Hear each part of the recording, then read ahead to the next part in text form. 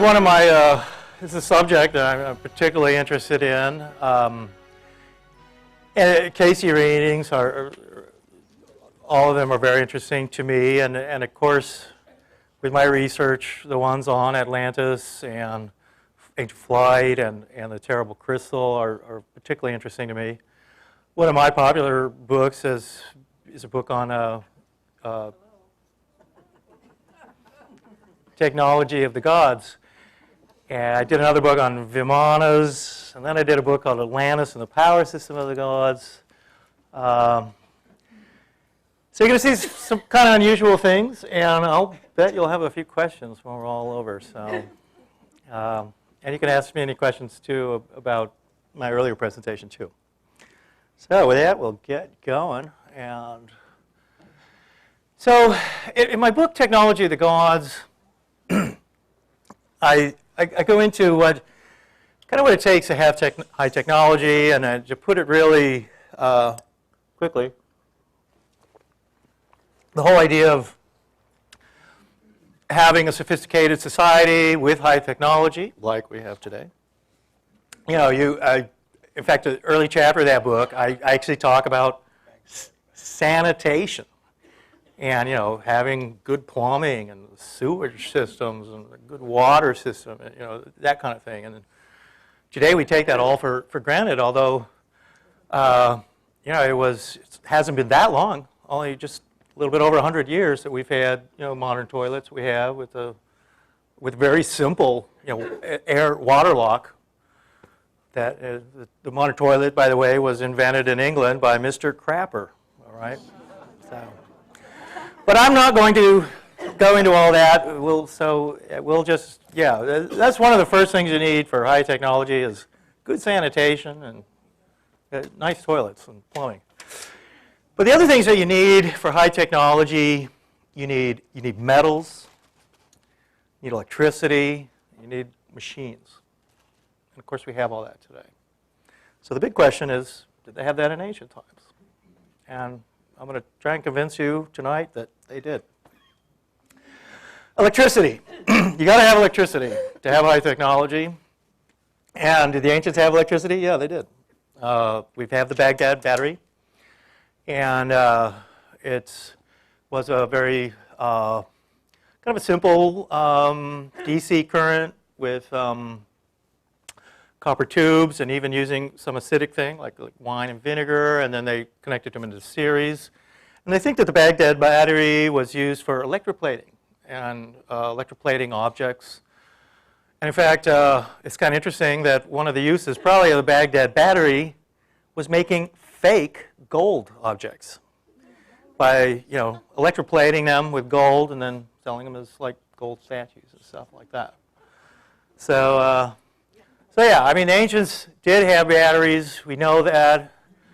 The ancients did have complicated machines. This is the Antikythera device. The Antikythera device was found on Easter in 1902 on a shipwreck, sponge divers in that very small island of Antikythera. We're diving on a shipwreck, and they brought up what appeared to be this box. And it was encrusted. It has a date on it from like 300 BC or something, saying it was built in the island of Rhodes. The Antikythera device was like a computer with all these cog wheels and things like that. It had hundreds of interlocking, wheels and things like that. It was far more complicated than some Swiss clock or something like that. And in fact, when in the 50s, Scientific American, an American scientist started looking at the Antikythera device. Today it's in the Athens Museum. And they were astonished at how sophisticated a machine it was. They couldn't believe that in ancient times, we're talking several thousands of years ago, I mean, they were making machines and devices like this. It was a computer. It was an astronomical device. You could dial up like constellations and stars. You would use it for navigation and things like that. And there must have been a number of these things. And in the in the 50s, they actually said, you know, finding the Antikythera device was like finding a jet plane in the tomb of King Tut. That's what they said. And little did they know that they were going to find a jet plane in the tomb of King Tut. We'll get into that. So yeah, if you go to the Temple of Dendera in Egypt, if you go down into a crypt, there's other parts, and in fact this depiction is in a number of places within the Dendera temple. Although these rock reliefs are down inside a crypt, you've got to go down inside. Today, the Egyptian tour guides and stuff, they're happy to take you down there and show you. You can only few can get down in there. And this is what it looks like. It does appear to be some kind of electrical device. These guys are standing here. They've got these tubes. It's like this snake, kind of a filament. There's cables coming out of the back of these things. They're running down here. They go into this box over here. You've got these kind of sacred baboons standing here with these knives and stuff. You've got these little miniature guys here doing whatever, you know. I mean, it's all kind of strange. And it appears to be some electrical device, for sure. It certainly appears that way to me. Now, Egyptologists and archaeologists, this is totally real. I mean, they have to have an explanation for this. And it can't be an electrical device because, well, according to them, they didn't have electrical devices. Their explanation is that this is a lotus flower, and this and the kind of bulb and everything is the aroma of a flower. Oh, you're kidding. Yeah. Would I kid you? No. So that is the explanation. Okay, Egyptologists. I mean, that is their explanation. This is not an electrical device. This is a flower, and that is the sweet-smelling flower. You know, that's their explanation. I would say it was an electrical device, and I'm not going to belabor this point because I really want to get to a lot of other stuff. But yeah, one of the mysteries too with a lot of the tombs and stuff in Egypt, like the Valley of the Kings and stuff, is that many of these tombs are cut into solid rock. By the way, no Egyptian mummy was ever found in a pyramid in Egypt. But we found lots of mummies. They're found in these crypts deep underground, cut through solid rock. They make twists and turns and all that kind of stuff. And then the Egyptian Book of the Dead is painted on the ceilings and stuff like that. And one of the things that kind of baffled Egyptians for a while was that there was no real evidence of people in these tombs to paint these paintings. But what kind of light did they use? And I assume they went in there with torches and stuff like that, but there was not soot on the ceilings and things. So one of the explanations that they came up with was that they were using a very convoluted series of mirrors to bring sunlight down from the entrance, bouncing it around corners, getting it up. And even today, Egyptian guides and stuff will do kind of many things like that where they use sort of mirrors to light that. But many of these things, like the Valley of Kings and stuff, I mean, they're deep, deep underground, all these twists and turns. I mean, to light these passages and stuff with like mirrors would be really difficult. So, I mean, one possibility is that ancient Egyptian temples and tombs and things like that were actually being lit by electric lights. And it wouldn't be, like, say, even in dynastic times in Egypt. I mean, they may not have, like everybody in their little huts may not have electric lights, but the temples did. And that was part of the whole thing with many of the temples in the Middle East and other areas, and even part of the crystal skulls and stuff, where you'd walk into these temples and you would see amazing stuff. I mean, they were lit by electric lights that you had never seen. That was like magic. One of the things with the Mitchell Hedges crystal skull, which had a movable jawbone and stuff like that, was that they would manipulate it, make it talk on an altar, and you'd go into, like I say, in theory, I mean, this is all just conjecture, but you'd go into like a Mayan temple or something, say, where there would be a crystal skull on an altar. And that, not only, is it kind of lit and it's all kind of weird, but then this skull would start talking to you. And, its jaw would move, and some priest, was like under the floor, and he's manipulating it, and this skull's talking to you, and, I mean, you're blown away, and the skull tells you, just tip the priests really big on your way out, So the idea too, okay, so the idea, I mean, we think they had electricity. We know they had metals. We know they had machines. all this can, lead to now to, let's say, bigger things, which include heavy machinery, and then, airplanes and airships and flying machines, kind of thing. Now, this is interesting too. This is a pendant. It's gold. It was found in Panama. It's an ancient pendant. It's about 5 inches long. It's basically jewelry in a sense. It's made out of gold. Haven't been able to date it. You can't really date some gold artifact like this just by itself. It's got a stone here. They're not sure what kind of a stone it is. Today it's in a museum in Panama. And if you look at it, it appears to be Ivan T. Sanderson, who's also one of my heroes and wrote a bunch of books. He was very much interested in anomalies and things like that. He got interested in this little thing. It's got what appears to be a skid plate in the front. It's like a monster. This is what's known as a zoomorphic pendant or something, and that it's like a machine, but it's made also into an animal. All right, here's a drawing of what it looks like and what it appears to be. And what Ivan T. Sanderson thought with it was that this was like a backhoe, and was a jewelry of a backhoe. All right, and here's the blade and everything back here. It's got these like blades. It's got another blade here. It's really kind of this monster. Okay, right.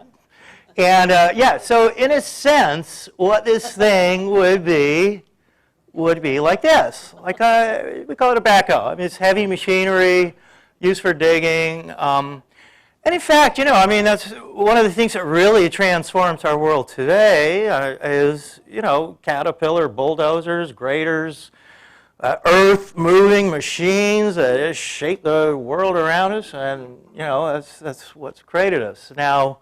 And apparently, incredibly, they had these in ancient times too.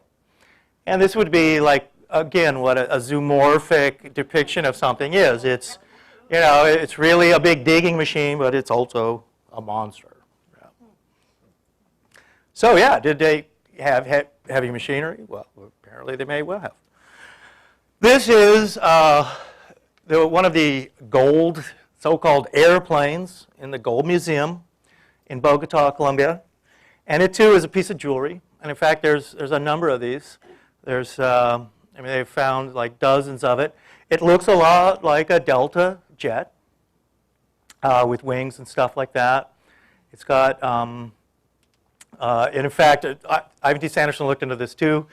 The way they decided with this thing was that, it was a kind of all things, an aero submarine. And there's a kind of the Air Force and stuff was creating this, but a plane that flies and then can dive into the water. And there's certain configurations that those things have to be to come out of the water if you're underwater, and then, like a seaplane or something, to actually lift off, from, say, the surface. And this thing, they even thought went underwater. So, yeah, the idea of these things, they would even, at the Gold Museum in Colombia, they'd put them in formation and stuff like that, And they're just fine. They're gold. Gold, by the way, gold is indestructible. And these things are made of gold. You can't date gold when these were made. All gold from ancient times still exists today. Gold is indestructible. You can't destroy it, and it won't rust. All the gold jewelry and coins of ancient times is still around today, and jewelry and bullion and stuff like that. But gold is too soft. It doesn't work well for machinery. You need to make machinery out of harder metals, and those metals will rust. They will oxidize, and that's also part of the problem with your Atlantean Mercedes in the desert. That it really needs to be sealed in a hall of records or something like that. Otherwise, it will oxidize and rust away, and it just won't be there. So this was a glider, and this is your jet airplane in the tomb of King Tut right here. And this was found in a tomb in Saqqara, They thought it was they said it was, make a little glider model airplane kind of thing. Now back at Abydos, up on a lintel, you might have seen this before. This is totally real. There are these things. And these things are way up high. They're like 40 feet on a lintel, giant lintel in the temple at Abydos. This oddball thing here, looking like a helicopter. This one over here too, kind of looking like almost like a cigar-shaped airship or submarine or something. And this one right here, also looking like some kind of a jet plane and stuff. This one down here also kind of looks sort of like a plane or something. But a lot of these things, like this one, the helicopter, and this one down here, the explanation that, and again, mainstream Egyptologists have to have explanations for this stuff. And they have a kind of a good explanation for like these, like the helicopter one that looks like a helicopter, and that is that these are two hieroglyphs superimposed on each other, and that one hieroglyph had been there, and then years later they came along and they patched up and they chiseled another hieroglyph on it, and that is actually a pretty good explanation, particularly for the helicopter one, because this is actually like an arm here. It does look like a helicopter though. But when I was there and talking to Egyptologists, this glyph here, that looks like the jet plane and stuff, they don't have an explanation for that.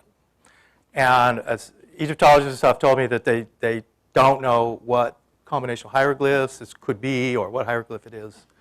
So, yeah, the idea that, there's some kind of a jet plane or something like that carved there. Here's a close-up of it.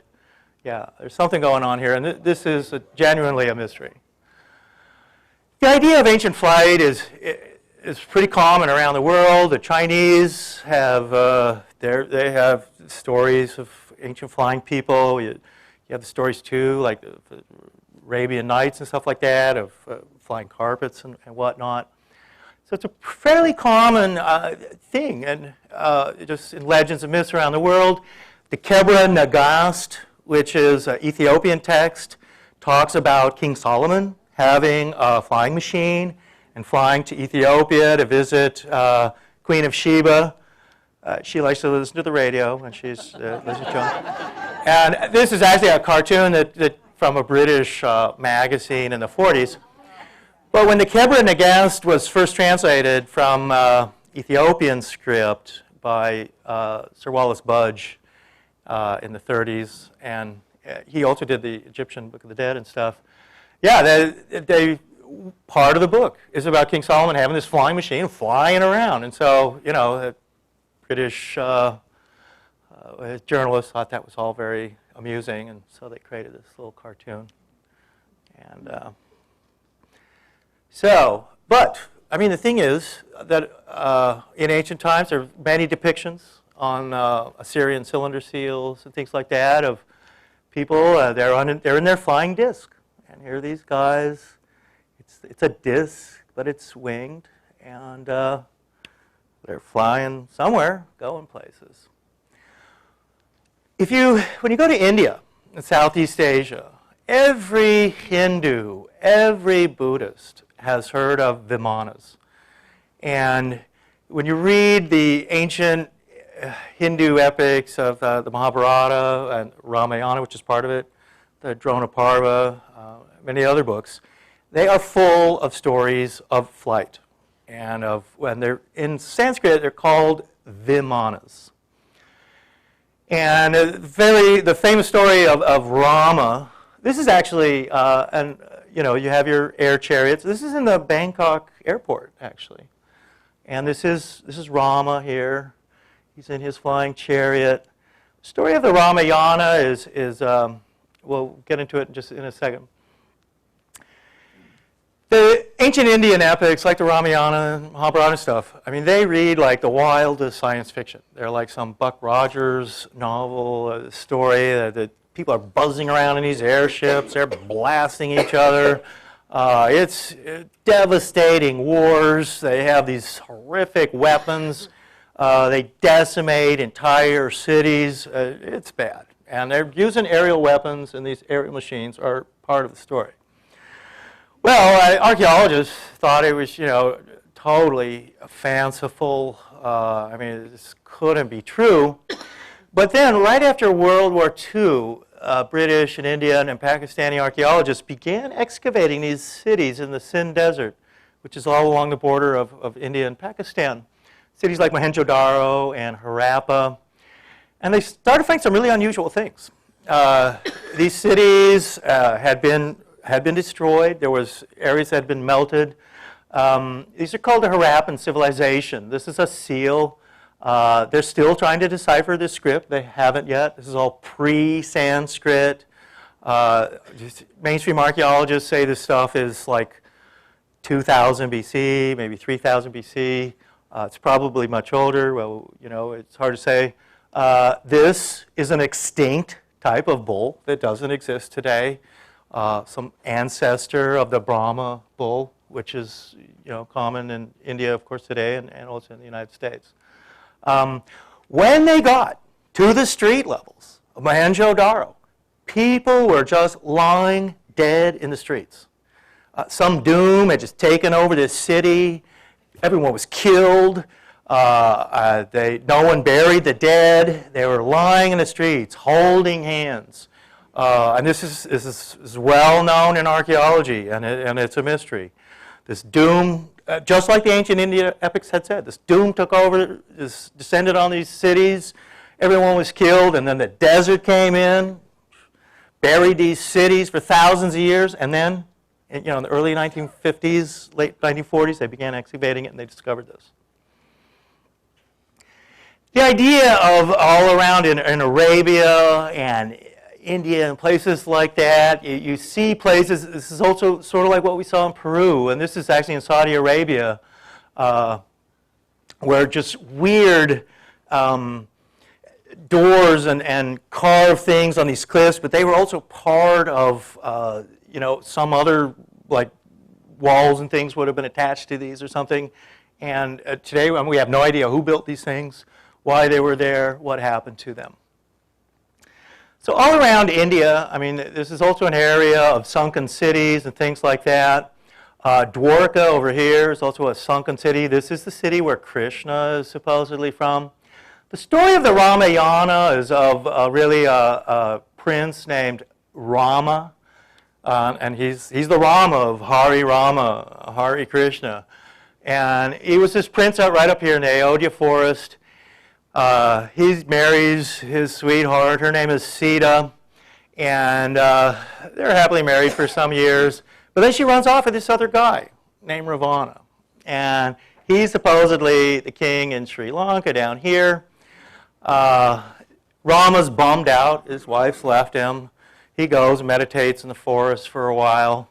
And then finally, he kind of gets his gumption up and he says, you know, I'm going to go and get my wife back.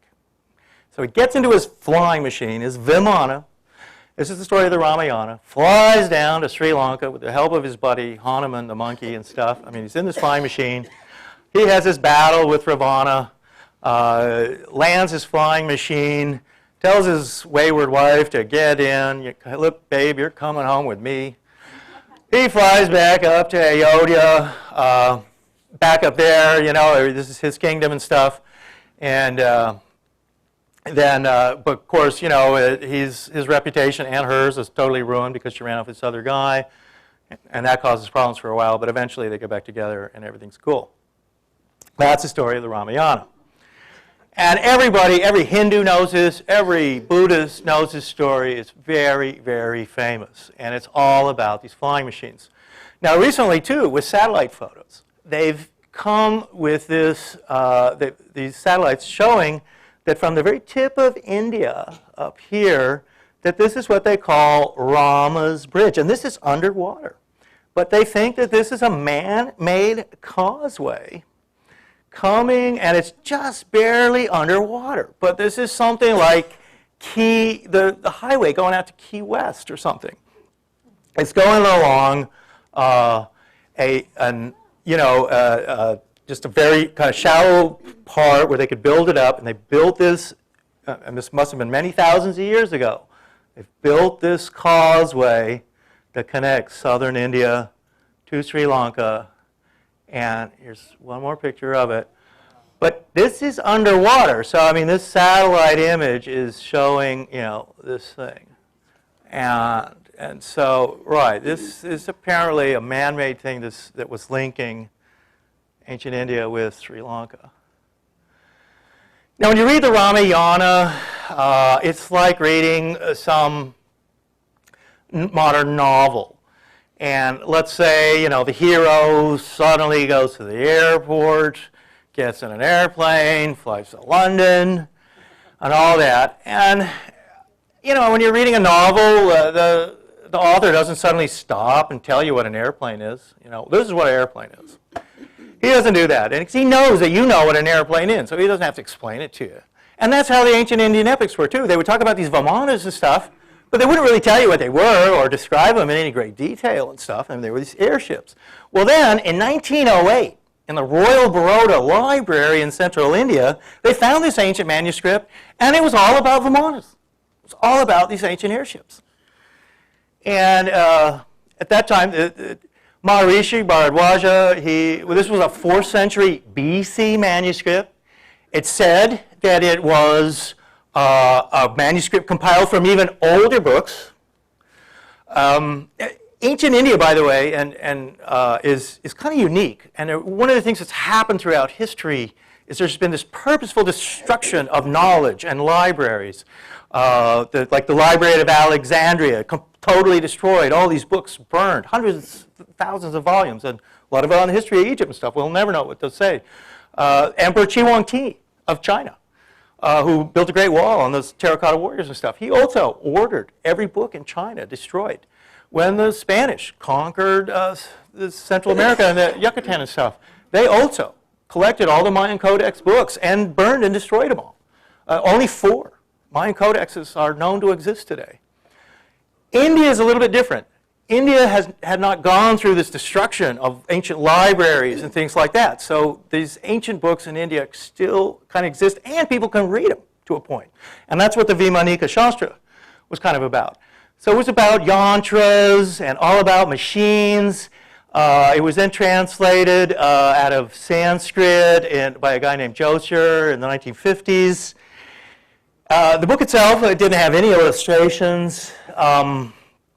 Illustrations were kind of made from the Vimanika Shastra, but it was really, I mean, because this was in the 1920s when they first started translating it. And so it was kind of the dawn of our own era of flight. And so trying to figure out what the Vimanika Shastra said about flight and stuff like that was different than what the early conceptions of flight were. And so there were 4 types of Vimanas that were described in the Vimanika Shastra. And that talks about the Rukma Vimana, which was a kind of a circular discoid craft like a flying saucer. Like this, and this is how they drew it. I mean, they put some propellers on it down here, but that's not really in the text. Here, they drew some electrical devices up here. The passenger's platform, it was this circular kind of discoid craft. That was the Rukma Vimana that was described in the Vimanika Shastra. There was the Tripura Vimana. It was more like a Zeppelin-type craft or cigar, tubular-type craft. And these are concepts from 1923. These guys in Bangalore trying to draw out what was being described in the Vimanika Shastra. There was the Shakuna Vimana. It was more like a winged craft, more like an airplane as we think of today with the wings and stuff like that. In the Vimanika Shastra, I mean, it talked about all kinds of aerial maneuvers, the metals and stuff that were in the craft. It talks about Mercury and that. So Mercury was part of, supposedly, these craft. And this is pretty interesting. Mercury comes from cinnabar. Cinnabar is a Sanskrit word, and cinnabar is like a mineral. And through heating cinnabar and stuff, you could extract mercury. And so even mercury itself, in a sense, from what we know, sort of comes from ancient India and the early extractions of it. Mercury in the West, Mercury was the messenger god. He flew through the air. He was a winged god, all that kind of stuff. That's the whole story of Mercury. So this Bill Clendenin, who I co-wrote this book called Vimana, Aircraft of Ancient India and Atlantis,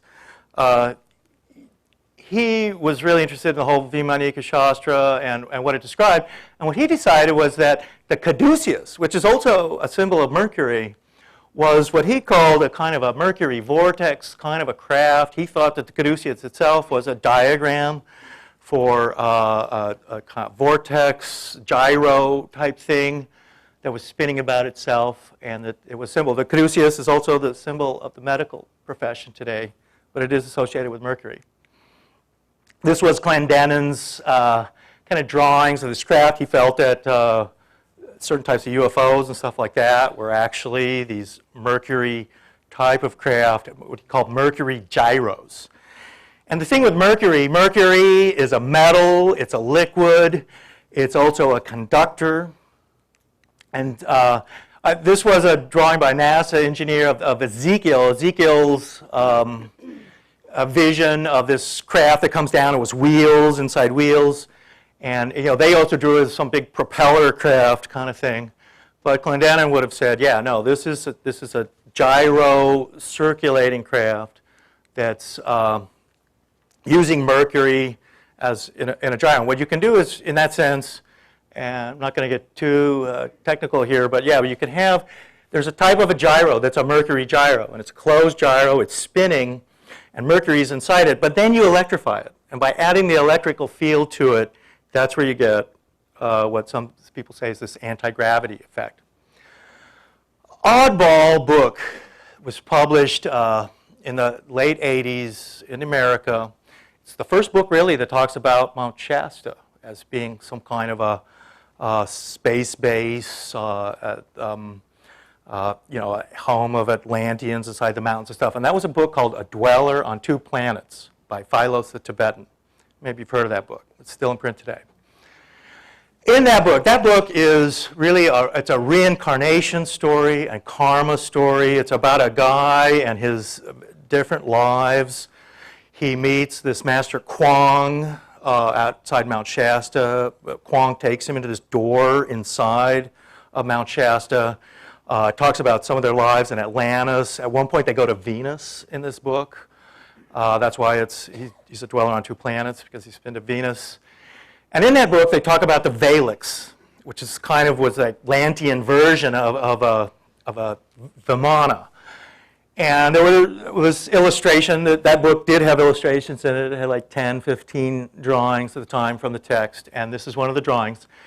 And the Valix in that craft is a kind of a tubular, cigar-shaped airship with windows and stuff along the sides and lights. They use it to travel. These things are submarines too. Okay, in the books and stuff, the Atlantis. So they're tubular airships. They fly through the air. They go underwater, and they do all that in the book. Right around that time, 1896, was some strange things were happening across America and other parts of the world too, where people started seeing these airships in the sky. But it was before our time of flight. And although balloons and stuff like that had been invented at this time, but not airships like we think of Zeppelins and stuff like that. And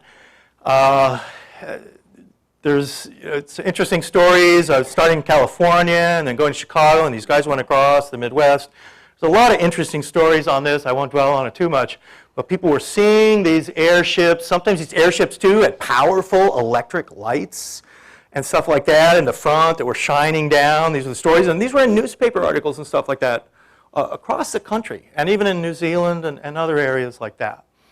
So even today, it's a big mystery. And all certain UFO books and stuff like that will pick up on this.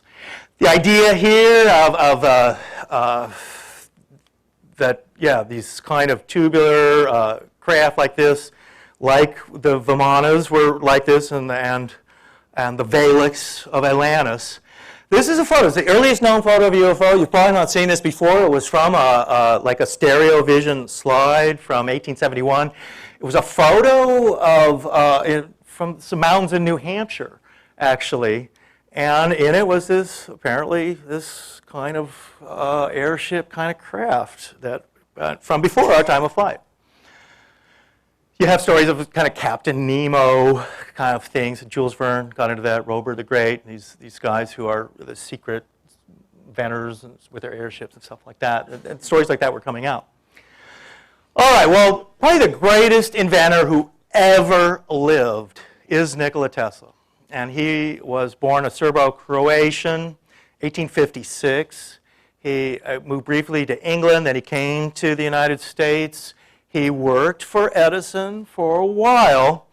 And what Tesla did, he was an incredible genius. And and a very strange guy, too. In my mind, he was like a reincarnation of some Atlantean engineer, much like Cayce would talk about.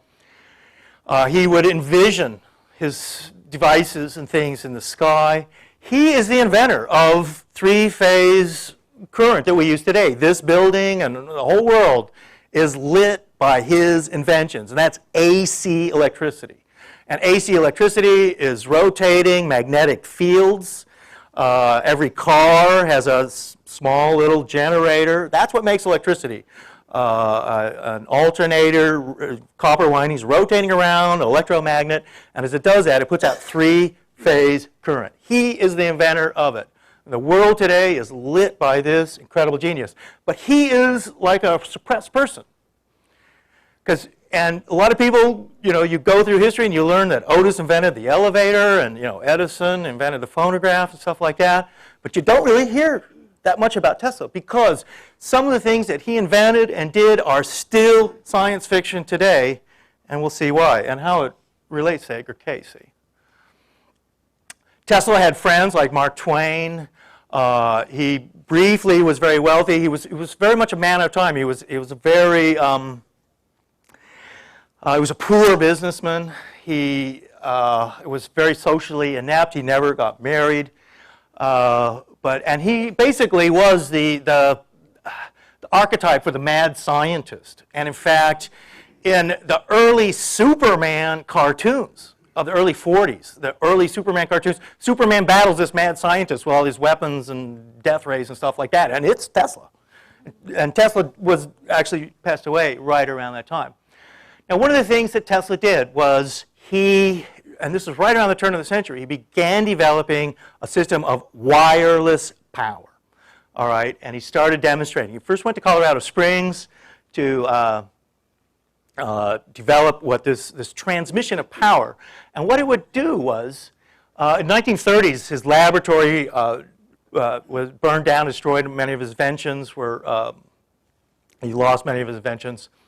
But what Tesla wanted to do, and when he died in 1943, the first thing that happened was the FBI went into his apartment at the Waldorf Hotel in New York City, and they ransacked his apartment, took all his papers and things like that. Many of them are still secret today, the FBI files. We'll get back to Tesla in a minute and some of his inventions. Now, another person who was also a protege of Tesla and had worked with him early on was Guglielmo Marconi, who was oftentimes given credit for inventing the radio, although Tesla later fought a patent war with him, and he was awarded the patent. And in fact, Tesla is really the official inventor of the radio, not Marconi. Americans don't know Marconi that well. Marconi lived, he was an Italian, it was basically an Italian-British guy. Marconi Electronics in England and Europe, also in South America, still very major companies to this day. Marconi was a very kind of mysterious guy. And he died in 1937, and he wasn't very old. But Marconi, and I won't have time to go too much into him, some people think that he faked his death and actually went to South America. And that's also an oddball story. He, unlike Tesla, was a really good businessman. He could, he knew how to make money, make business deals, and stuff like that. All right, another figure here is Albert Einstein.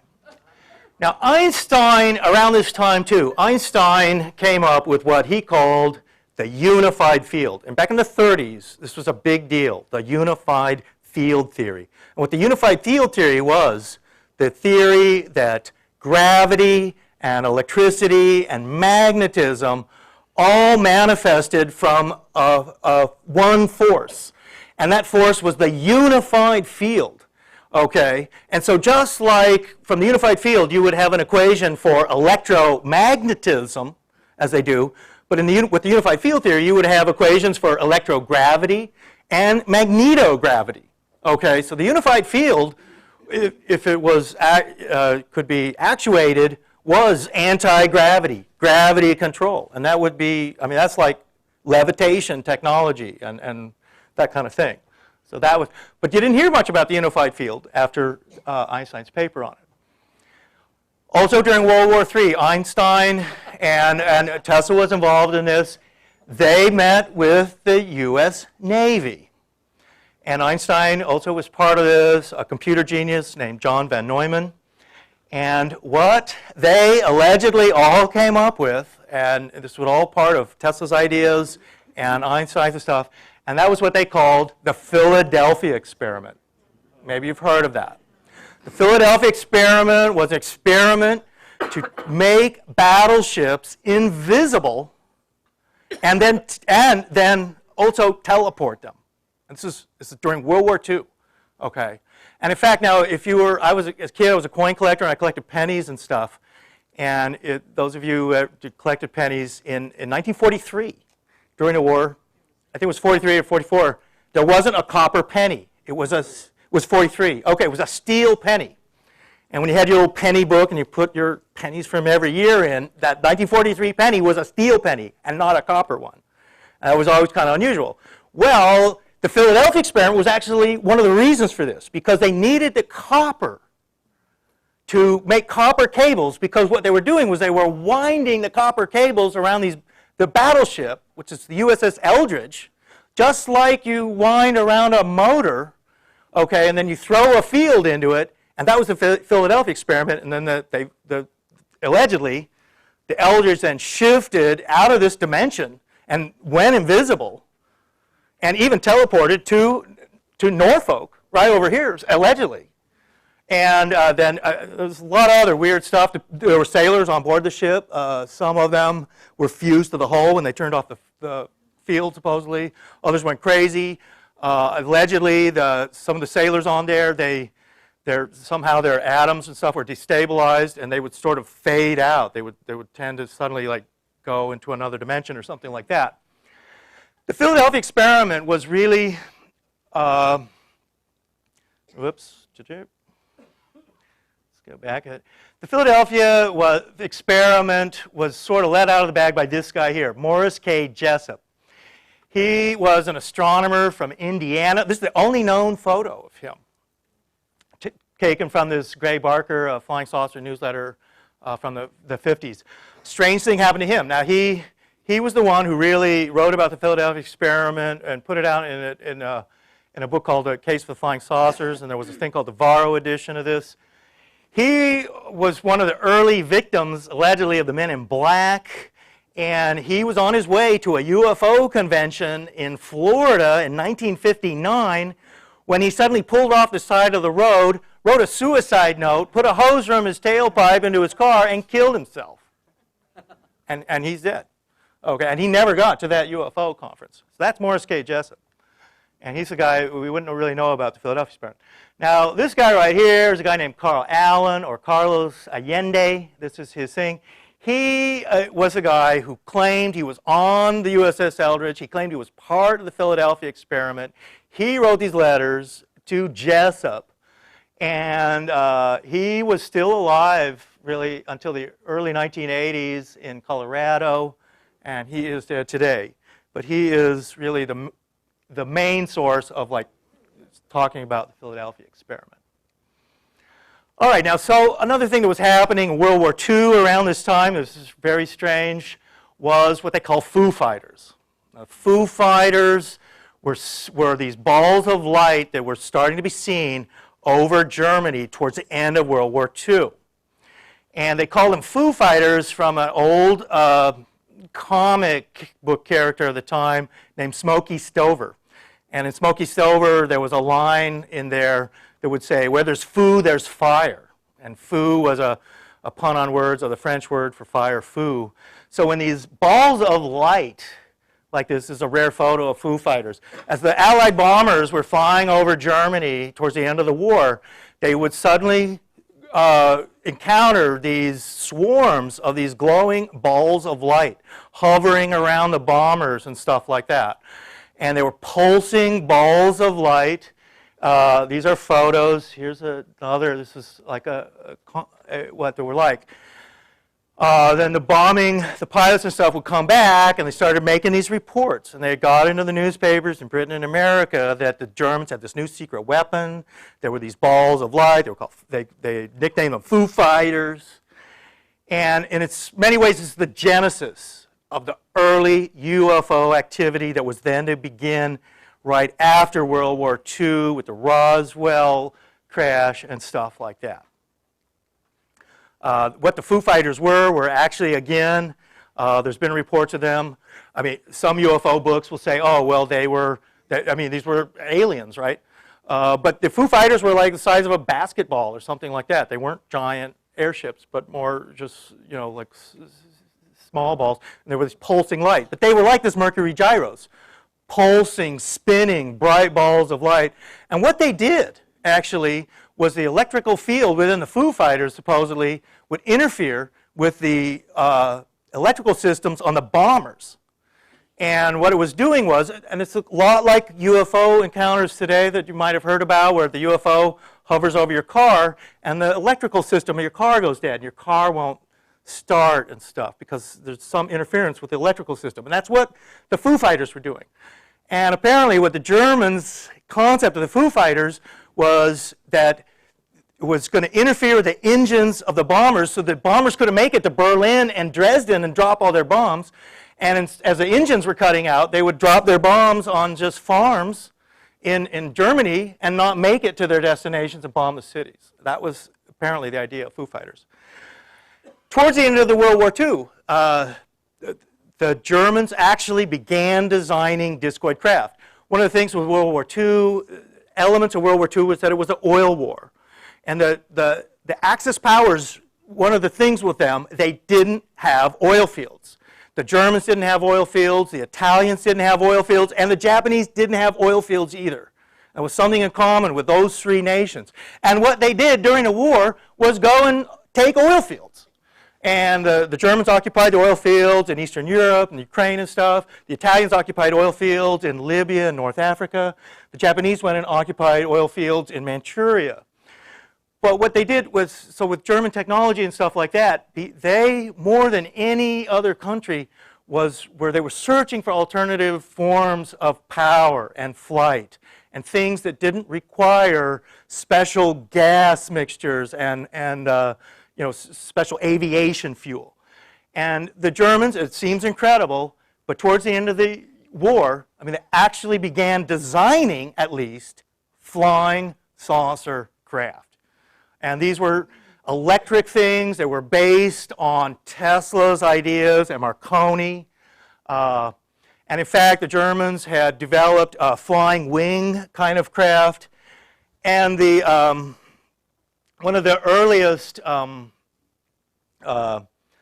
incidences, which happened over the Cascade Mountains in Washington State, was when this businessman, Arnold,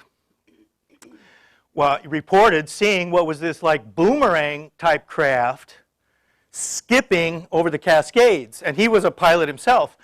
And this is where, in fact, the term flying saucer was invented at this time with this craft, because he said it was like skimming, it was like skipping through the air, he described it, like a saucer would skip. And what he was kind of meaning was like the way you would throw a stone on water and it would skim across. Well, the Germans, too, had developed exactly a craft like this. It was called the Horten H-18 in 1945. It was this boomerang winged craft and stuff like that. So a lot of what was, particularly in the 40s and early 50s, many of the things that people were seeing and describing were, we know now, At least, I mean, they were very similar to what the kind of craft that the Germans were beginning to develop at the end of the war, but they didn't have time to actually totally complete all these designs. And in fact, it's thought now too that the Germans had actually created an atom bomb towards the end of the war, but didn't get to use it. The Germans made a special flight in one of their super long-range bombers, and they had the longest-range bombers. They made a special practice flight from Germany to New York City and back, and it was to be, now they think, and British historians and stuff have confirmed this, that they think this was a practice bombing run for an atomic bombing run on New York City by the Germans. It's also thought that those atomic bombs were captured by the United States at the end of the war, and it's even thought by some people, including British historians, that one of the bombs that was dropped on Japan was actually a German atom bomb. Okay, so the idea too that the Germans were starting to develop these craft, discoid craft, they too were analogous to Vimanas and circular discoid craft. Mercury was part of it. A strange thing started happening with the subs. After the end of World War II, a number of submarines didn't surrender immediately after the war, and some German subs didn't surrender till months and months after the war. And one of these subs was actually torpedoed near Singapore, and it was apparently on its way to Japan. The cargo of that submarine was mercury.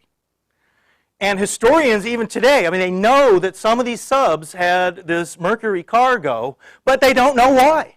And they have no idea why the Germans would be trying to transport giant subs full of mercury, trying to go, like, say, to Japan and Argentina and other areas like that.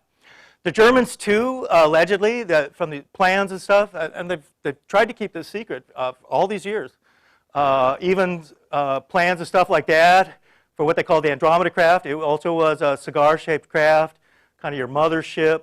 They had different names for these craft, the Honeyboo, the Vril. This is supposedly a photo of an Andromeda craft, and these are kind of German things. This is a Vril craft like that. There are photos. There's a number of books out now, including a number of British ones. If you go to Poland, which, you know, of course was occupied, and Peenemünde, which was the German space base during World War II, was, you know, it's right there on the border of Poland. In Poland, they're really big on all this stuff, and there's a number of books all about it. In 1949, as Werner von Braun became a captured scientist. They used what they call Project Paperclip. They began bringing all these Germans to the United States. They could not take German scientists and stuff to Britain because of the war. I mean, the opinion of people in Britain was there was no way they were going to let a bunch of Nazis come and work in Britain.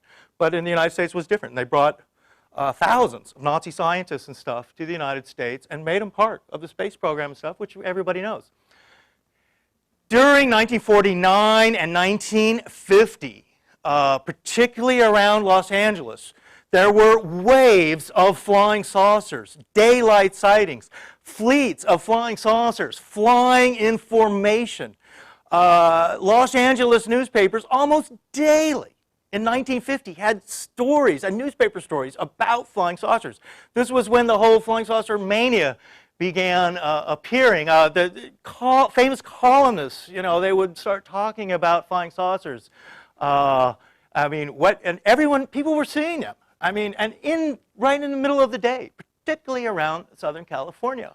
Even stories too and then people, you know, talked about, well, hey, the Martians are here and the little green men, but other people said, no, flying saucers, you know, you know, they were invented 23 years ago and stuff like that. So now you suddenly have the arguments of the man-made craft versus, well, they've got to be from outer space kind of thing, and this continues today. So, so you're going to go, you know, and that was one way to debunk these things. Okay, well, who's going to fly a flying saucer? Well, it must be a little green man, that kind of a thing. So even today in ufology, I mean, this still rages. Could they be building flying saucers at Area 51? Oh, no, well, they have to capture aliens to do that.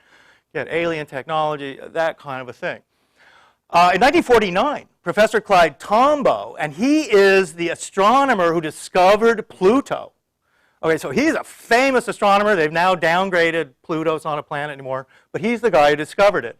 Well, he lived in Las Cruces, New Mexico, and it's a very, very famous sighting where because he would sit out all night in Las Cruces, New Mexico, looking at the stars. That's what he was, an astronomer, and he witnessed this cigar-shaped craft, very much like a Vimana or a Valix or these other craft, these cigar-shaped tubular craft with the windows. The Germans, too, allegedly came up with their design for a craft like this. And these things don't have wings or anything, too. I mean, they're using some kind of anti-gravity. I mean, and when Clyde Tombaugh says, yeah, he saw this craft with these, the lights along the side, I mean, he's a very, very credible witness. He didn't have a photograph of it, so just made a drawing. So the idea, too, I mean, from the Project Blue Book files, they actually had photos of here. This was supposedly a French flying disc. And these photos, I mean, they're daylight photos of this craft, and they look like they're old 40s craft. I mean, if what do flying saucers in the 40s look like? Well, like cars from the 40s. They look like 40s craft, they don't look like they're 90s craft in the 40s. They look like they're from that era. Today, flying saucers and stuff, they look like they're 90s flying saucers, Hey. And it's and you're going to have a flying saucer, you want the latest nice design, that's sleek and all that. Nice color. Stuff like that. Well, I mean, and stuff like this. I mean, the Blue Book sat on these files and stuff like that, and I mean, and they were classified for years. And it would be 20, 30 years before the Air Force would even declassify it and say, yeah, well, we don't need these photos of these French flying saucers anymore. This was another French guy who had a flying saucer in 1955. And this got into newspapers and stuff like that. Whoops, sorry. Yeah, this guy, I mean, this was actually appeared in newspapers and stuff like that. He had his flying saucer. It was like apparently jet propelled and stuff like that. He was going to fly it around, develop it, sell it to people and stuff. But then suddenly he died in a car crash, that year. And everything was dismantled and sold, and nobody ever heard of his company or anything again. You'll probably never hear or see about this in some UFO documentary on TV, although in New Zealand it's very famous.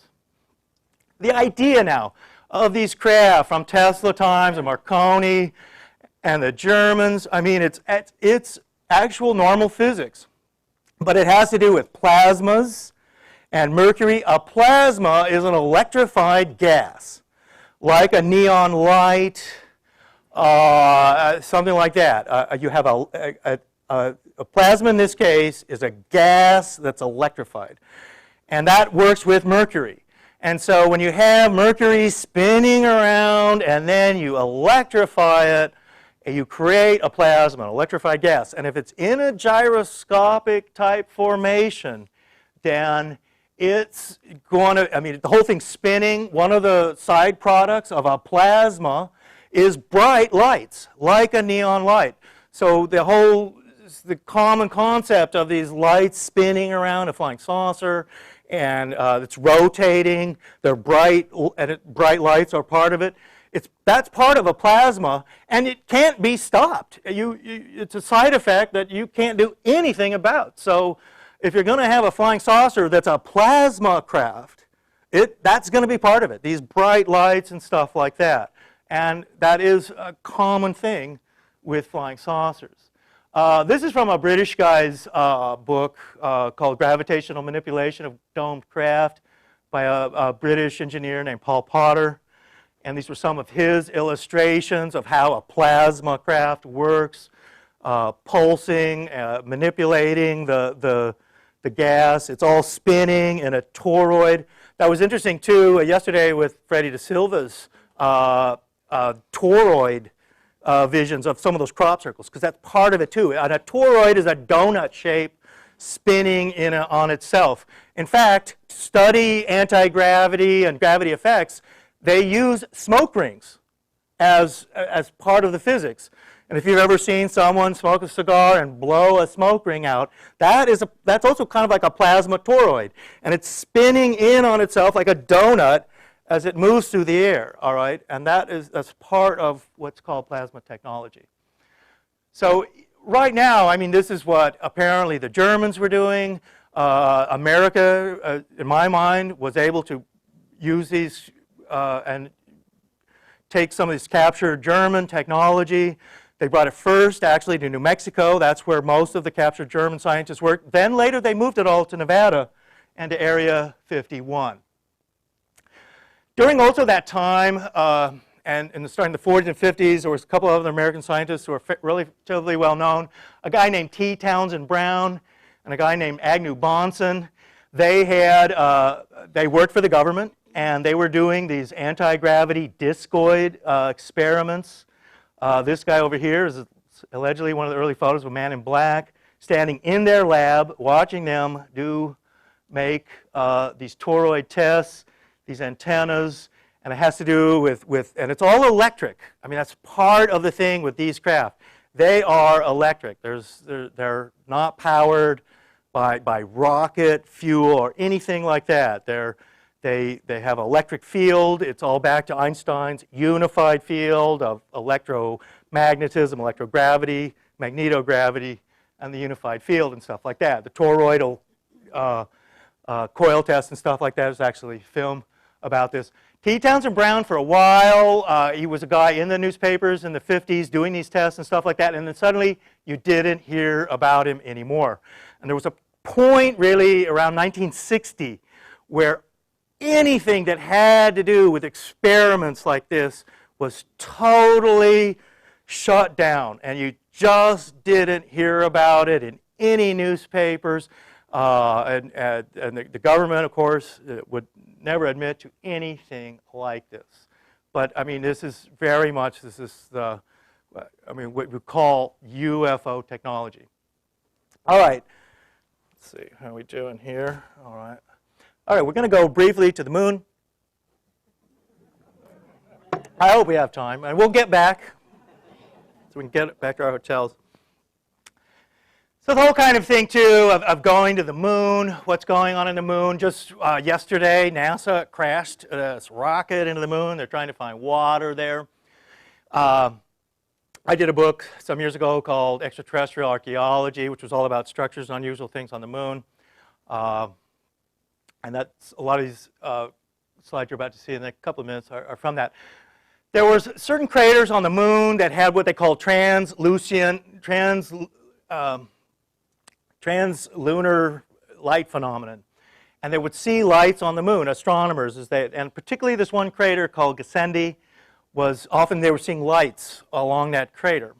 And this was famous with early astronomers. A lot of early astronomers, as they looked at the moon, they would like think they saw cities. This became famous. Unusual structures on the moon. This was all through telescopes and things like that. They would draw pictures of their lunar cities and things like that, and there was something going on the moon. There were structures, all this kind of stuff. Some of the rays and stuff coming out from some of the mares and things like that. And there's these trails on the moon. I get into all this in the book. There's still a mystery exactly. Geologists and NASA really can't explain why these weird trails on the moon. And you kind of see up here how the idea that they would be ejecta from craters and stuff like that. I don't know. Certain other areas of the moon were thought to have special geometric shapes, like this Madler's square and stuff like that. And so the idea too would be that when the Apollo missions and stuff like that went to the moon, well, NASA wouldn't admit it, but they probably wanted to go and check out some of these oddball craters on the moon where lights had been seen, other areas of the moon that seemed to show oddball geometric things and stuff like that. One of the oddball things, too, they found out with the moon, with NASA, that they claimed later as they dropped stages of the command modules from Apollo and stuff onto the moon, that the moon rang and vibrated like a bell. And that and this led to some people speculating that the moon was hollow. And that the moon literally, in that concept, is a hollow artificial satellite put into a special orbit around our planet.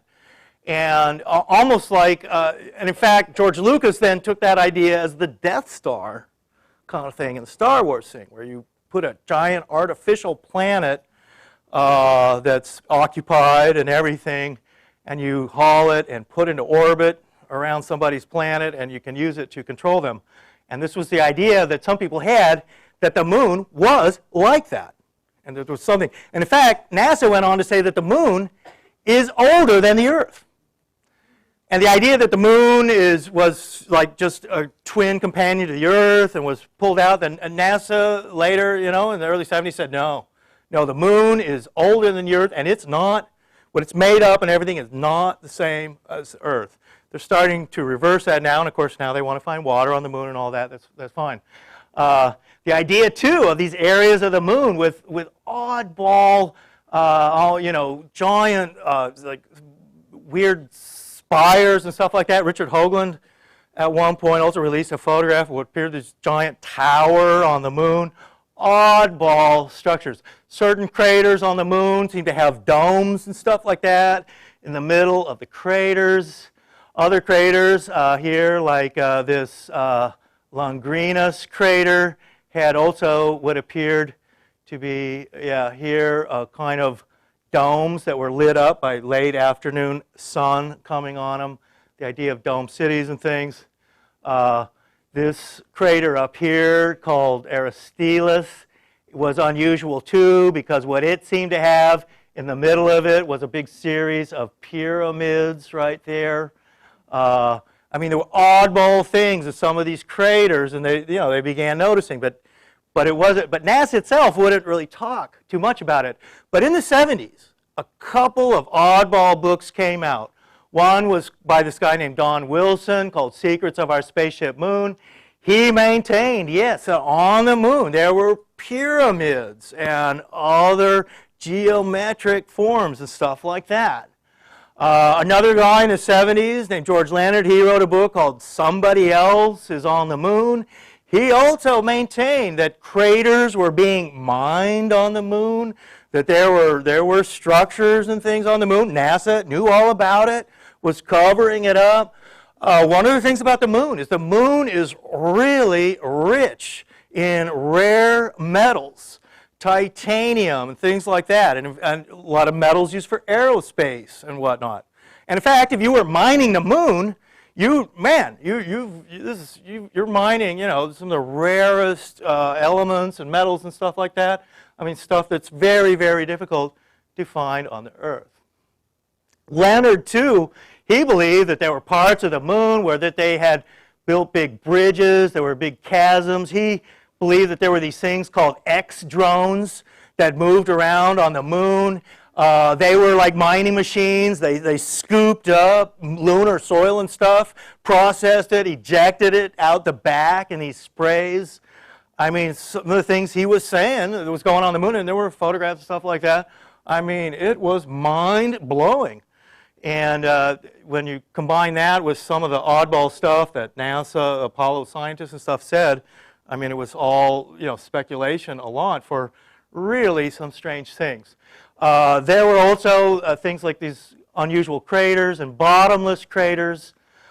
NASA even did a whole study on these things that are moving around on the moon, okay, and these leaving tracks behind them, like some rolling object leaving a tread track. George Lucas in the Star Wars movies also picked up on that, on these desert planets and stuff like this. NASA's explanation for this, too, is that it's a rock rolling around on the moon. That's what they say. Here's another one. And in fact, even on one of the Apollo missions, that was one of the things the Apollo astronauts tried to do, was take pictures of these. Yeah. Did you know that? Rocks roll around on the moon. One of the rocks rolled up out of a crater and then down the other side, supposedly. Go figure. I mean, they did unusual studies. I mean, they're just, I'm always so thrilled when I find out that the Chinese and the Indians and Americans, are going back to the moon. Let's go back. Let's find water on the moon. Let's put some base up there. Just oddball little things, these rivulets and things like that they're looking for water on the moon, and yet, but yeah, it even looks like there's dried up, creeks and things like that. So they did a lot of different studies like this. Even the Apollo astronauts were given this packet as they went around the moon. They were supposed to look for certain things and just objects and stuff like that, and then report back. Some of the craters, particularly towards the South Pole, this is where they're trying to find water and crashing in. I mean, they're very oddball craters with like flat, like perfectly flat lava beds and things like that. I mean, there's a number of books I could really go, I mean, you just have to sort of pore over all these different photos and things like that to check it out. I mean, I find it pretty interesting. Now, the idea, too, that if we were to go to the moon and to Mars and occupy it or something like that, we would go underground. And, yeah, the facilities and things like that they would build on the moon would not be on the surface. You would have to land and then we'd go down under the moon. And, in fact, I was watching the movie 2001: A Space Odyssey just some months ago, and that's what happens in that movie too. As they go to the moon, there's this big object on the moon, the movie's all about, but they also all go underground. And most of the stuff that's happening in that movie, when it's on the moon, it's all in this underground base on the moon. This was also a thing that Leonard talked about over here, which was this crater. They can't find a bottom to it, and it almost appears to have a structure up here. Leonard was big on this, George Leonard, and somebody else is on the moon. And he believed also that the moon was hollow, you could somehow get inside the moon, and that certain craters like this one were like entrances into the moon. And this is what Leonard drew of that crater. He felt there was this giant object going down. They couldn't find a bottom to it. Now we'll get back to Tesla. Now we're going to get back to Cayce, and then we'll wind up. What is also on the moon is a thing called the Blair cuspids. And we'll go back to Tesla briefly here. So Tesla also in the 30s had this, he died in 43, but they started talking about death rays and things like that. And these were these powerful tractor beams, death rays. They could do all kinds of unusual things. Death rays, sometimes talk about what they call scalar waves. It's two kinds of waves or beams coming down, and then they meet, and they create these powerful lights. They're also death rays. They can disintegrate things. This is stuff from the 30s again, okay? Seems like science fiction today. But what Tesla's real pet project was what he called the wireless transmission of power. And Tesla, starting around 1918, his company, what it was going to do was build these towers, okay, and these transmitters. And he first built the prototypes in Colorado Springs. Then he began building his first tower at Long Island, okay, and it was to be this tower. And what it would do was transmit power through the atmosphere. You had patents for it and everything. Here's the concept. It's like a radio station broadcast radio, like a television, broadcast television. Tesla wanted to broadcast electricity. He wanted to broadcast what he called longitudinal waves. And what that meant, which is incredible, is that right now, if you have an electrical device or something, you've got to plug it into the wall, and it's got to be part of the electrical grid that's all, stretching around the country, coming from power plants, being brought to your city and right to your house, right to this building by power lines. And then those power lines go to outlets and things like that, and then you can plug something into that outlet, and you've got electricity. You plug your lamp in or whatever. Tesla's idea was different than that. You would be able to put a lamp on a table and turn it on. You wouldn't have to plug it into a wall, okay? It was essentially like free energy. Now, but it still had to have a power station behind it. There still had to be a Niagara Falls. It still had to be generating power. But it was a kind of, it was like radio or TV, but it was energy being broadcast, okay? Now, let's look at this Cayce readings. In Poseidia, the entity dwelt among those that had charge of the storage of the motivative forces from the great crystals that so condensed the lights, the forms of the activities, as to guide the ships in the sea and in the air, and inconveniences of the body as television and recording voice. I mean, it's just a bit of an obtuse reading, but this is one of Cayce's readings about the terrible crystal, the engineers from Atlantis and their past lives that he occasionally talked about. And this one specifically is saying that, yes, it's like television. It's like radio. And what that was. And of course, during Cayce's time, I mean, Cayce would know who Nikola Tesla was, and I would say he probably had heard of Tesla's wireless transmission of power. But what Cayce is saying here, in my mind, is exactly the same as Tesla's wireless power, broadcasting power, and it would guide ships and these airships and stuff. Now, in the 1920s, as Tesla was developing all this, but later the FBI stopped him, his tower was torn down, but the magazines at the time ran a bunch of articles of what Tesla was envisioning. And what it was were these airships that were totally electric, without wings or anything. They were anti-gravity, and they were powered by his towers. Okay, and this is also a drawing that appeared in like Electrical Experimenter in 1923 or something, and it's got Tesla's power towers are fully functioning. They're broadcasting this power out into the atmosphere. These airships and like airplanes with these bright searchlights and stuff, other cigar-shaped craft are picking up power from these power towers, and they're flying. I mean, this is still science fiction today. Although what's starting to happen because of computers, just recently, computer magazines this whole thing of wireless power is coming back in just in the last year or so. And it's all because of laptop computers. And now you can take your little AT&T thing and plug it into the USB port on your computer. But now they want your computer to be powered that way too. And this is all now coming out of Palo Alto and Apple computers and Microsoft and stuff.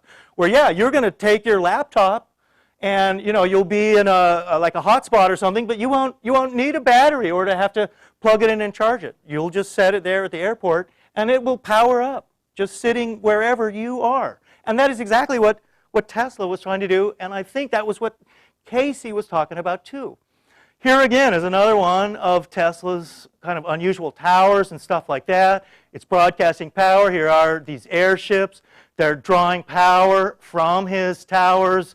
They're having aerial battles. He also said, oh yeah, we'll need this in warfare and stuff like this. Well, what happened instead was World War II came along, Tesla died, and and nobody ever heard about this again, basically. All right, now back to a group out of California called the Lemurian Fellowship. They came out of the 1930s, out of Milwaukee and Chicago, and then moved to California. They published a book called An Earth Dweller Returns, which was also by Philos the Tibetan. In that book, they talked about what's called the Maxed Tower of Atlantis. And it basically was the same as a Tesla tower. Only what it was a giant crystal tower like what Tesla was building, and it too broadcast power, but this was 10,000, 20,000 years ago in Atlantean times. So what are these crystal towers? Well, and the Great Crystal, I mean, there are things exactly like them still here today, and they're called obelisks. And obelisks are monolithic granite, and you want a true obelisk needs to be monolithic. I mean, it's one single stone. It needs to be cut like a tuning fork. I mean, it's a certain size and design. I mean, a giant tower of crystal, and it needs to be granite to be a crystal, because the crystals are embedded in it. So you have, and there's a whole mystery of obelisks themselves, in that obelisks, later they had the hieroglyphs and stuff on it. Even just standing an obelisk up is baffling to Egyptologists. They can't figure out how they did it. Very few books have ever been written on obelisks. Obelisks themselves are they're one of the major enigmas in Egypt. What are they for? Again, we were talking earlier today, why would the ancients want to build with giant blocks of stone the size of railway cars and things like that? I mean, it seems like everything they're doing is just incredibly difficult. It's something we wouldn't even try and do today. And obelisks are the same. To quarry an obelisk, to erect an obelisk, and even what the purpose of an obelisk. Egyptologists, again, they have to explain what the purpose of an obelisk is. Do you know? Here's what Egyptologists say an obelisk is for. It's a representation of a ray of the sun. Okay? So like the Atenist, if you've seen like that, where the rays of the sun are coming down, they have little hands, and they're touching Akhenaten or Nefertiti and stuff like that. You know, it's this Ra or Aten coming down. And that's what an obelisk is too. It's this giant 200-ton granite monolith, and it's all just to represent a ray of the sun. But how, I mean, to stand an obelisk up, there's a show on Nova, and Mark Lerner is part of it, where they take a very small obelisk and they're trying to erect it. They can't do it. And later they finally come to Massachusetts, where they have this kind of idea of like doing a sand pit and leaning it in, and then they take the sand out, and eventually this small obelisk can stand up. The Washington Monument. I mean, when you watch CNN and stuff like that, they're often going to have the Washington Monument behind it. This is a rare photo of lightning hitting the Washington Monument. The Washington Monument is not a true obelisk, by the way, because it's not a monolith. All right, it's basically an imitation of an obelisk. But it's interesting that, yeah, the Masons and the Founding Fathers, for whatever reason, and even today, I mean, I'm fascinated by obelisks, and I kind of, like the Olmecs, I mean, there's only, that I know of, 4 or 5 books ever written about obelisks, because they can't explain them or know what they're for or what. I mean, they're baffling. And so, but yeah, for some reason, obelisks today are, they're like the symbol of America, in a sense, and of ancient power. So the idea, what I'm trying to say here at the end, is that obelisks, at one time, obelisks were all over the world.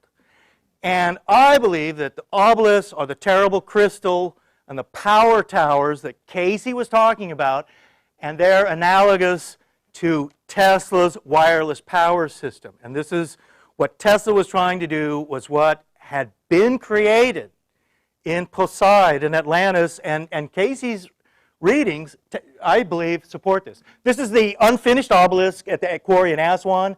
This too, I mean, this is one of the largest, quarried stones in the world, but it was never finished because they discovered as they were quarrying it that it had a crack, which was in the bedrock, and they didn't know it until they had almost finished quarrying it. But as soon as they discovered that the unfinished obelisk, as they call it, wasn't totally perfect, and to be a power tower, it has to be perfect. It can't have any flaws in it. But once they discovered that, they abandoned the manufacturing. They just left it. And today, it's a major tourist site to see when you're in Aswan. And like I'm saying, obelisks were around the world. At Tiwanaku, there was supposedly an obelisk also there in Bolivia. This is an obelisk, too, that's in Morocco, near Tangiers. I was very interested when Freire de Silva showed that obelisk in Portugal. I asked him later, I said, wow, I want to go to that obelisk. And what happens to with these obelisks is that because they're thousands and thousands of years old and they're still standing up, they have to be buried quite a bit in the ground to keep them standing up. They become eroded. People go up there and chip and pound away at them, but they're virtually indestructible, but they can be kind of eroded with constant pounding. And Freddie told me, he said that there are obelisks all over Portugal. And I found that interesting. In England, too, there are the remains of obelisks, and they're called the Devil's Arrows in Yorkshire. Obelisks also, the only other place where obelisks really exist today, like in Egypt, is Ethiopia. And near Aksum, there's a couple of obelisks like this, and they were recarved. And that's what the Egyptians did, because they were already there. In fact, Karnak Temple, I believe, was built around these obelisks. Now, these obelisks would have to have power stations built with them, okay? I mean, just like power stations today, which would have to run on hydroelectric or something to turn the three-phase motors. But then the power, and this was Tesla's idea, and the power would go to the towers, like an obelisk, and that would be broadcast through these crystal antennas. We're almost done here, and what happened here, this was unusual, and I found this book. This was written by a Canadian named Hugh Cochrane. In the 1970s, when the Bermuda Triangle was so popular, and people were writing all these Devil's Triangles and Bermuda Triangle books, then a bunch of books came out about the Great Lakes Triangles. And how, yeah, there's a Devil's Triangle in the Great Lakes too. And this was one of them. And it was really only published in England. It was called Gateway to Oblivion. All right, now one of the chapters in this book was really interesting, because what he was saying was a really unusual story. And that is in Lake Ontario, on the Canadian side, right up in here, what's called Presqu'île Provincial Park, right up in here. And what Hugh Cochrane was saying in this one chapter of his book was that in the early 1800s, like 1805, Canadians would go out on a Sunday on a rowboat, and they would row out just a little bit into the lake right around in here, and what was there was an obelisk coming up from the lake. And the tip of this obelisk was just barely making it above the water. And people would row their rowboats out there, and they would anchor on the tip of this obelisk. This is what he said. And this was your Sunday picnic for these people who lived right around this Presqu'île Provincial Park.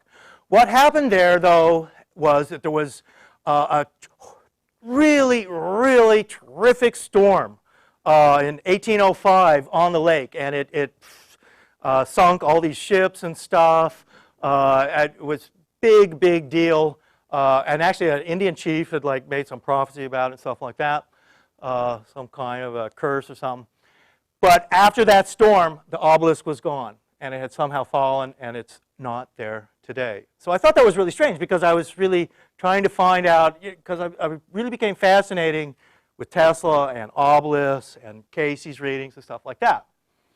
Now, back to the moon. In the 1960s, a British astronomer, his name was Blair, and he was going through some of the Soviet probe photos of the moon from what they called the Zond probes, and he found these things, and he called them the Blair cuspids, okay? And they're right here, and they have shadows. It's a little hard to see. It's from an old Soviet photo. The Soviets themselves got really into this, and this is what they call the Blair cuspids. And here's the photo, and from the shadows, what the Blair cuspids are on the moon is an obelisk. And, I mean, how is that mind-blowing? So, from what I can tell, I mean, obelisks aren't just in Egypt or Ethiopia. In ancient times, this is what I'm saying. That it's the conclusion I've come to. You can come to your own.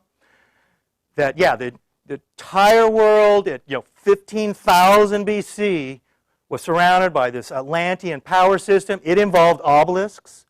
Obelisks were all over the world then, and even, incredibly, on the moon.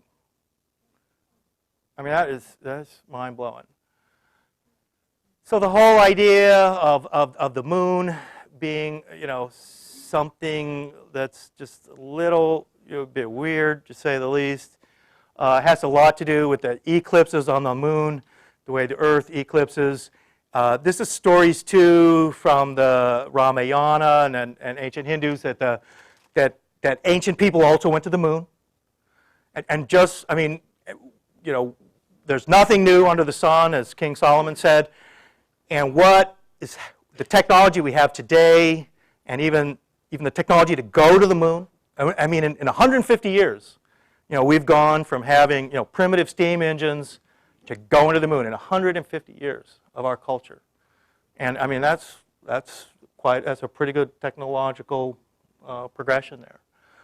But in the thousands and thousands of years of history and civilization, there's no reason why the Atlanteans, the people up the side, whatever, Cayce more or less talked about this, that yeah, they went to the moon too.